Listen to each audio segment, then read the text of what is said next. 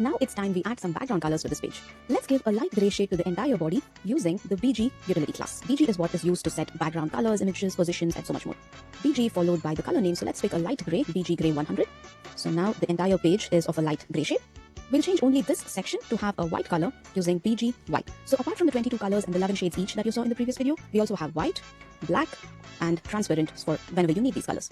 And also, not just solid colors, you can set the opacity right here along with the color using the opacity modifier. So you can say slash and then pick any number from here from 5 to 100, where 5 to 95, yeah, and 100 of course. 100 means its opacity is 1 and slash 50 means opacity is 0.5. So if I set it to 0.5 and refresh the page, you'll notice there's a slight difference. Actually, it's very difficult to notice. So let me set the opacity to 20, where you can see that if I set this to 800, you will be able to better see the difference. Refresh the page. So yes, the body is BG gray 800 and this is BG white with an opacity of 0.3. Alright, let me change this back to 100 and BG solid white.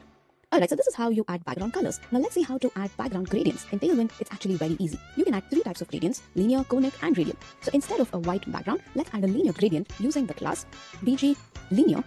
And now you can see some number suggestions like 120, 150, 180. All of this is the direction of the gradient in radius in degrees.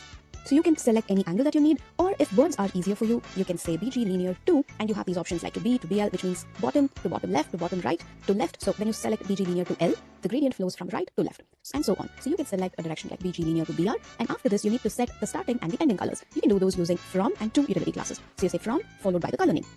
Let's say I pick cyan, something very light like cyan 200, and let me pick the ending color to, let's say, pink 200. And now if you refresh the page, you'll see a nice gradient starting from cyan to pink. So with 3 utility classes, you are able to add a beautiful gradient. It's very intuitive to read and to write. Now we can even add dark gradients, of course, so let's change this from 200 to 700 instead, and maybe add a purple 700. Refresh. We'll obviously have to change the text color, so let me change the heading color to white, and the tagline to text gray 100 maybe, and the paragraph also to text gray 100. The link could be text white, and all of these class names, I can select them all together and change them to maybe text indigo 100. Let me refresh. You see, this is just the most basic linear gradient. You can even add a color in between cyan and purple using via. You can say via fuchsia, maybe 500. And now refresh, and now it looks even more vibrant. And you can even add color stops. So let's say you want this gradient to start a little further from here. You can say from 25%. So up till 25%. Yeah, you notice up till 25% we only have cyan and the gradient starts after that. You can do that for the ending color as well. So let's say you add to 75%. And now if you refresh, you see that this much, the last 25% is only purple. So you can do a lot of these things. Let me remove these and I'll show you something else. So now we have from, cyan, and to purple, and this gradient currently follows the OKLCH color space. You can even change that, which means you get to see a vivid range of colors without any grays here. But you can change it to maybe OK Lab, which slightly goes a little dull in between. You can change it to sRGB also, which gives you a lot of gray. And there's another interesting thing you can do is add this longer modifier. So what it does is it goes from cyan to purple following the other direction. So you will see different colors. Let me refresh. Yeah. So you see it doesn't go from cyan to purple in the shortest route in the color wheel. Instead, it takes the longer route. So you're able to see the yellows and the reds and pinks as well.